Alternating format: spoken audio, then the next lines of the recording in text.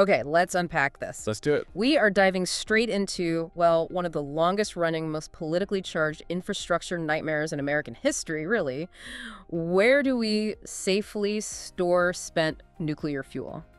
It's a challenge that just grows heavier every single day. The U.S. relies on nuclear power for almost 20% of its electricity. Right.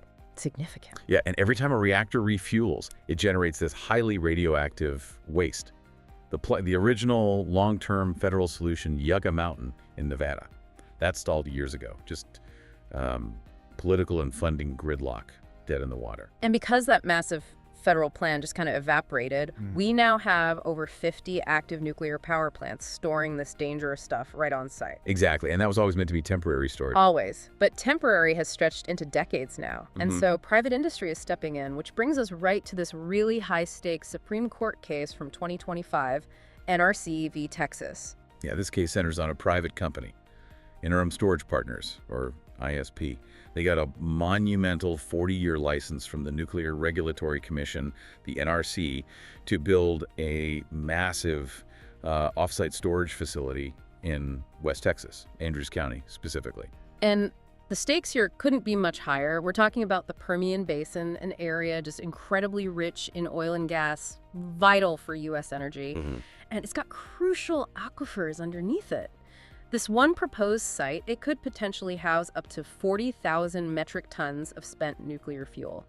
40,000, just think about that. It means radioactive waste transported across the whole country, right? Through cities, suburbs, all funneling into West Texas. It's a huge policy shift, really, kind of hiding inside a technical licensing decision. Absolutely. And look, our mission today isn't really to debate the science of nuclear storage, is it? No, not the focus here. We're focusing on the legal conflict. Yeah. When a massive government agency like the NRC makes a decades-long policy decision like this, who, if anyone has the legal right, the standing to actually challenge it in court. Yeah. And for you, the listener, understanding this sort of bureaucratic gatekeeping, well, it's key to understanding how major long-term policy actually gets made or stopped in the U.S. It's the ultimate lesson and process, really. The Supreme Court here, they didn't rule on whether the dump is safe or even if it's legal under the relevant statutes. They ruled on whether the challengers even had a ticket to get into the courtroom. Okay, so let's set the stage a bit more with the opposition. Once the NRC signaled it was going to license this private off-site facility, the pushback was pretty immediate, right? Oh, yeah. It came from the state of Texas itself, through one of its government agencies, and also from a private, family-owned business, Fasken Land and Minerals. And Fasken is key here because they operate right there in West Texas. Exactly. They graze cattle, they run extensive oil and gas operations on land right next to this proposed site. So their concerns, and the state's concerns too, were pretty straightforward. Yeah, very much so. Worries about environmental contamination, obviously, the danger of transporting all this waste long distances, and maybe crucially, the near certainty that this interim facility would just become the permanent national dumping ground. A de facto repository. Precisely, because Yucca Mountain is basically off the table. Okay, so despite these really high-profile concerns, the NRC granted the 40-year license back in 2021.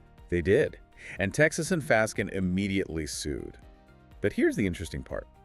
Not primarily over safety concerns in court, but arguing the NRC had no business granting the license in the first place. They were saying the NRC was acting outside its power. Exactly. Claiming the NRC was acting outside the scope of its federal authority. And this is where the legal story takes that sharp turn into procedure, because the challengers, Texas and Fasken, they actually won their first fight at the Fifth Circuit Court of Appeals. The Fifth Circuit vacated the license. Right, a big initial win for them. But when the NRC appealed that decision up to the Supreme Court, the High Court just, well, ignored the policy arguments, didn't they?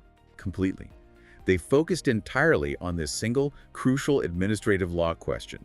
Were Texas and Fasken legally entitled, do they have the standing, to challenge the NRC's decision? Okay, this takes us into the legal weeds, but it's fascinating stuff.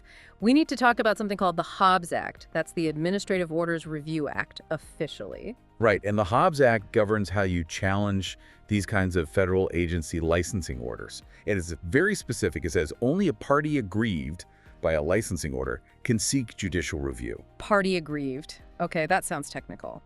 It is. And that phrase, party aggrieved, that's the roadblock here. It's intentionally stricter than the standard you see in a lot of other areas of law, which often just requires you to be a person aggrieved. So being a person aggrieved just means showing you were harmed or affected somehow. Yeah, basically. But for the Hobbs Act and the NRC, merely being affected, like living near the site, owning land nearby, even being the state of Texas itself, that might not be enough to get you party status. So being affected gets you maybe a seat in the audience, like you said, but not the microphone in court. That's a good way to put it. The Supreme Court majority looked to another law, the Atomic Energy Act, or AEA, which defines how you become a party in an NRC licensing proceeding. And what does that say? Well, it says you either have to be the one applying for the license, that's ISP, the company, Right. or you must be successfully admitted by the commission as an intervener. Ah, okay. So intervention is a key. You have to formally petition the agency during its process, ask to be let in, and actually be accepted as a participant. You can't just, show up later and complain in court. That's the critical difference the majority focused on. And Fasken, the private landowner, they did try to intervene in the NRC process. They did try. So what happened? Well, the NRC's review board denied their request to intervene, and the full commission backed up that denial. Fasken then appealed that specific denial all the way up the appeals chain to the D.C. Circuit Court, and they lost that battle too. The D.C. Circuit upheld the NRC's decision not to let them intervene. Wait a minute. So if Fasken already fought the battle over being allowed to intervene and they lost, why are they trying to argue about party status again in this lawsuit challenging the license itself? Isn't that settled? It is, or at least that's exactly what the Supreme Court majority concluded. Yeah. They rule that Fasken's failure to win intervention status in those earlier proceedings is final. It's done. You can't relitigate it. All right? You can't challenge the decision to deny you access again when you're now trying to challenge the main license decision. The majority called that a prohibited collateral attack. Basically, the door on Fasken's party status was already closed and locked. Wow, that feels incredibly technical and maybe a bit unfair, especially for the state of Texas, which clearly has massive interests here. Didn't Texas and Fasken argue they became parties just by, being so involved? Submitting detailed comments on the environmental impact statement? They did make that argument. They said, look, we submitted tons of detailed comments, we tried to intervene, we were clearly engaged. Yeah. But the majority opinion was crystal clear on this. Submitting comments is not the same as securing party status under this specific legal framework. So it's like filing one of those friend of the court briefs, an amicus brief. Exactly like that.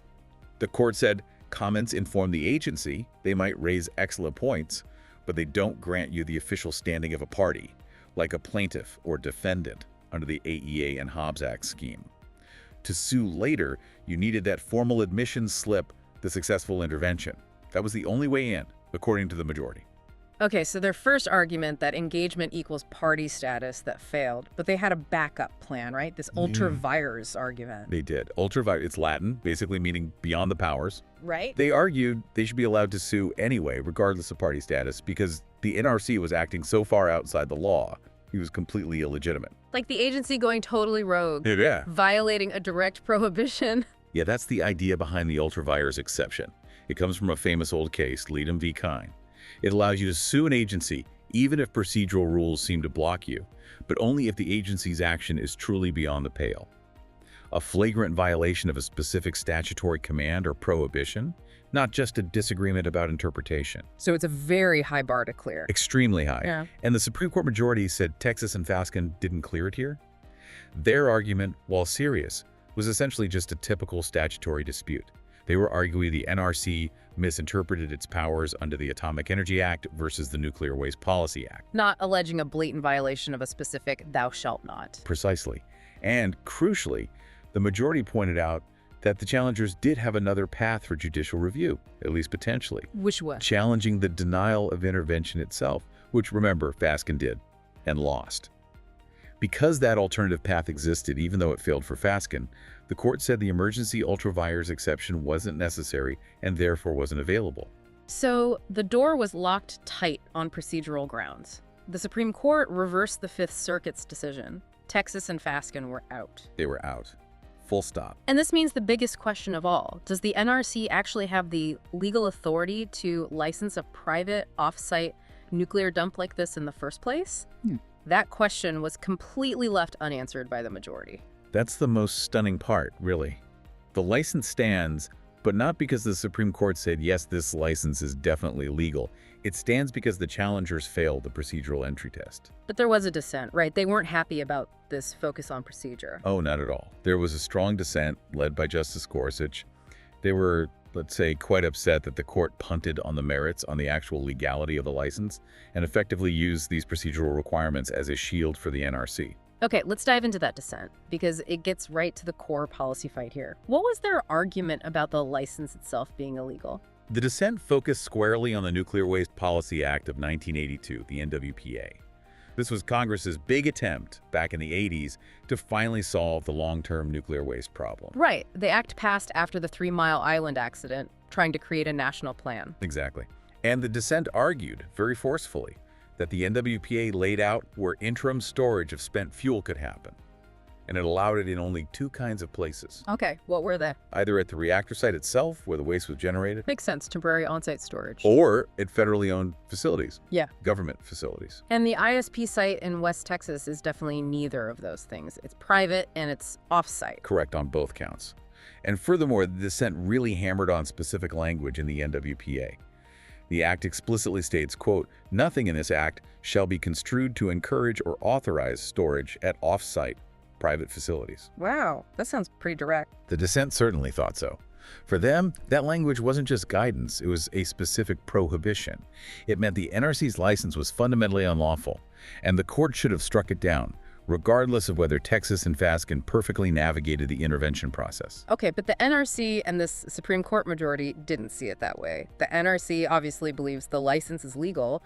What's their argument against what seems like pretty clear language in the 1982 NWPA? Well, they rely on history, essentially. The NRC argues that they already had the authority for licensing private off-site storage based on the much older Atomic Energy Act of 1954, AEA. The original law governing nuclear power. Right. And they point out that they actually wrote regulations based on this AEA interpretation back in 1980. That's 2 years before the NWPA was even passed. Ah. Okay, so the NRC is basically saying, look, we already had this power under the 1954 Act, we wrote rules about it in 1980, and when Congress passed the NWPA in 82, they didn't explicitly take that pre-existing authority away from us. That's precisely their argument.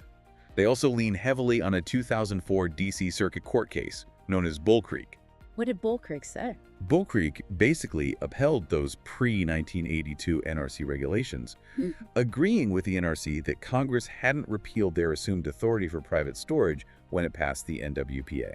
So it's this really deep, decades-old fight over how these statutes interact. Does the later, more specific law aimed at the waste problem, the NWPA, overrides the NRC's earlier, broader interpretation of the AEA, especially when the NWPA seemed to explicitly discourage private off-site storage? That is the multi-million-dollar legal question the Supreme Court majority decided it was not going to answer in this case. Because of procedure. Because of procedure. The majority essentially said the NRC's procedural rules about intervention were final and binding for this challenge. Even if the NRC might be wrong in the underlying law about its authority, a question the majority didn't touch Texas, and Fasken failed to jump through the required procedural hoops to get their argument heard on the merits. And the dissent's view? The dissent strongly implied that the NRC is using these restrictive procedural rules to effectively shield itself from judicial review on a massive, incredibly controversial policy decision. A decision the dissent clearly believes violates the specific will of Congress expressed in the NWPA.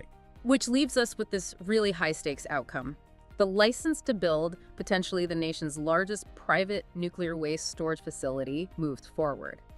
Not because the Supreme Court gave its legal blessing, but because the state government and the local landowners couldn't produce the right procedural paperwork from years earlier. That's the raw power of administrative law right there. Process is policy. Okay, let's try to synthesize the key takeaways from this deep dive into NRC v. Texas. What are the absolute must-know points? Okay, takeaway number 1. The Supreme Court reversed the Fifth Circuit. Why? Because Texas and Fasken were not formally considered parties aggrieved under the specific rules. They lacked standing, so the lower court shouldn't have even heard the case on the merits. Right. No standing, no jurisdiction for the court. Takeaway number 2. For anyone other than the license applicant wanting to challenge an NRC licensing decision in court, the path is narrow. Generally, you must successfully intervene, be formally admitted into the agency's process by the agency itself to gain that necessary party status for a later judicial review under the Hobbs Act and the Atomic Energy Act. So just submitting comments, even really detailed ones, or just being affected by the project, that's not enough. You need that formal intervention granted. That's what the majority said here. It's the golden ticket. Okay. And the third, maybe most crucial takeaway. The huge underlying legal question, does the NRC actually have the statutory authority under federal law, particularly considering the Nuclear Waste Policy Act, to license these kinds of private, off-site nuclear waste dumps? That remains legally undecided by the Supreme Court. The ISP license proceeds simply because this specific challenge failed on procedural grounds. The core legal debate over authority is still technically open. This case really offers a profound, maybe slightly chilling lesson for anyone concerned about big government decisions impacting their community, their environment, their local economy. Absolutely. It underlines the immense power of administrative procedure. Yeah, when these complex, multi-decade decisions are made, like where to put highly radioactive waste, the ability of citizens or local governments to actually influence or challenge those decisions often hinges less on how strong their arguments are about safety or legality, and more on whether they meticulously followed every single bureaucratic rule, sometimes years before the final decision even came down. Did they check the right box at the right time?